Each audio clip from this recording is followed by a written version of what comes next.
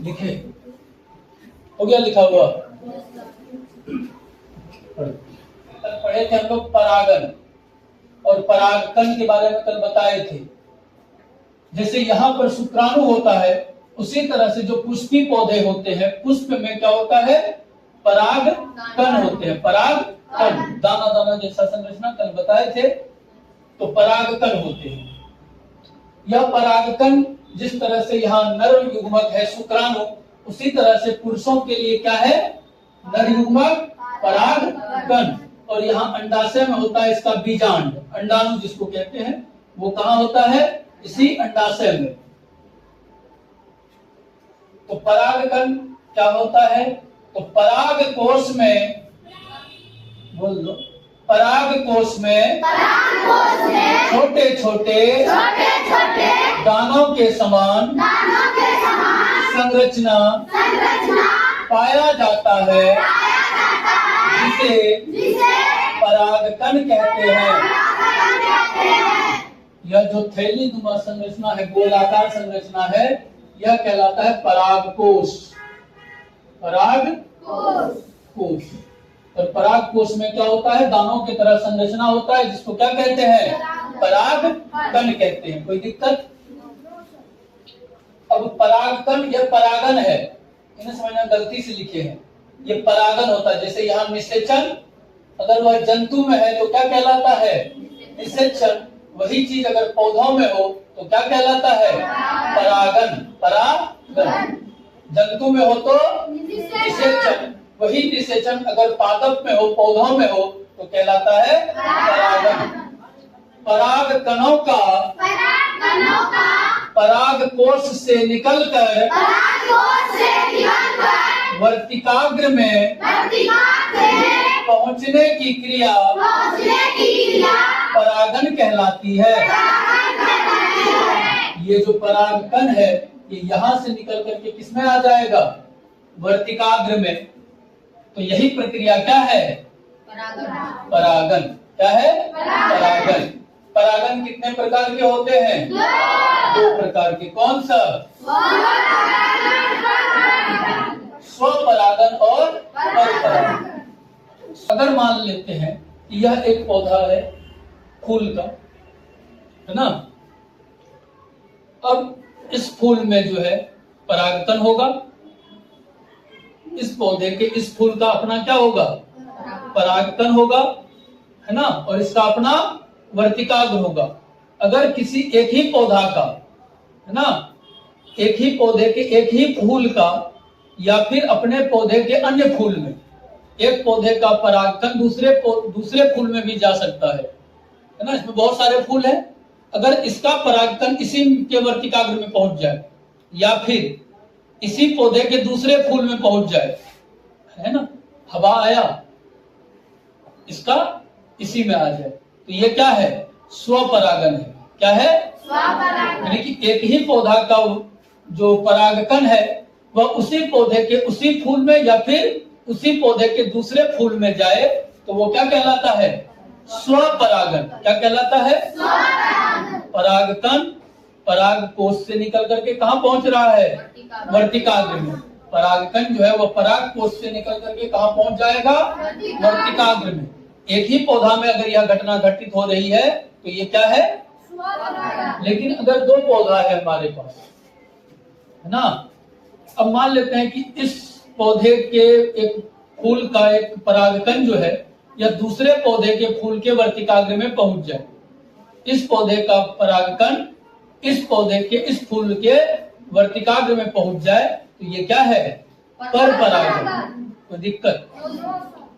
स्वपरागन एक ही पौधा में होता है और परपरागन एक पौधे से निकल करके दूसरे पौधे के दूसरे फूल में चला जाए। अगर इसका परागकण दूसरे पौधे के वर्तिकाग्र में पहुंच जाए तो वो कहलाता है परपरागन।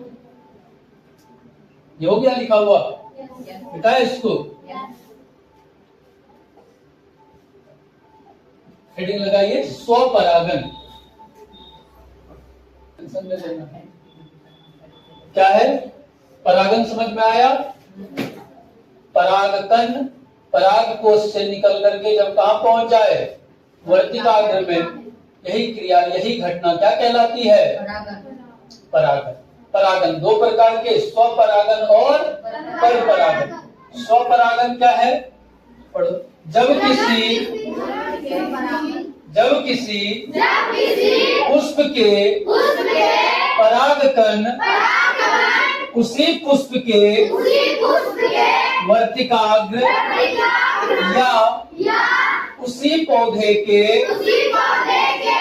अन्य पुष्प के वर्तिकाग्र में पहुंचते हैं तो ऐसे परागन स्वपरागन कहलाते हैं।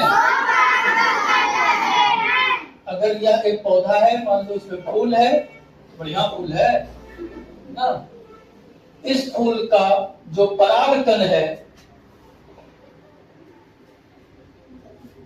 इस फूल का परागकण इसी फूल के वर्तिकाग्र में पहुंचे या फिर इसी पौधे के अन्य फूल के वर्तिकाग्र में पहुंच जाए। पौधा एक ही है, या तो यह जो परागकण है इसी फूल के पराग वर्तिकाग्र में पहुंचे या फिर इसी पौधे के दूसरे फूल के वर्तिकाग्र में पहुंच जाए, तो यहाँ पर कौन सा घटना, स्वपरागन। कौन सा घटना, स्वपरागन। लेकिन परपरागन पहले पढ़ लो। जब किसी पुष्प के परागकण किसी दूसरे पौधे पर स्थित पुष्प के वर्तिकाग्र में पहुंचते हैं तो ऐसे परागन परपरागन कहलाते हैं। अब यह पौधा का जो परागकण है, यह दूसरा जो पौधा है इसके वर्तिकाग्र में पहुंच जाए तब क्या कहलाएगा, परपरागन। यह घटना क्या है, तो स्वपरागन। यह घटना क्या है, स्वपरागन। लेकिन यहाँ से दूसरे पौधे के पुष्प के वर्तिकाग्र में पहुंच गया है तो क्या कहलाएगा, परपरागन। परपरागन। अब बोलो कि सर इस फूल का जो परागकण है दूसरे फूल के वर्तिकाग्र में कैसे जाएगा, तो कई बार हवा चलने से जा सकता है, या चिपचिपा होता है। जो परागकण है ये कैसा होता है, चिपचिपा। हाथ ऐसे डालो उस पर तो हाथ में लग जाएगा। अब मान लो इस पर एक तितली आके बैठ गया है ना, इसके परागकोश पर, उसके जो पैर में या पंख में क्या लग गया, परागकण। अब यही तितली उड़ करके इसके वर्तिकाग्र पर बैठ गया है ना, तो इसका परागकण कहां पहुंच गया, दूसरे पुष्प के या दूसरे पौधे के पुष्प के वर्तिकाग्र में है ना।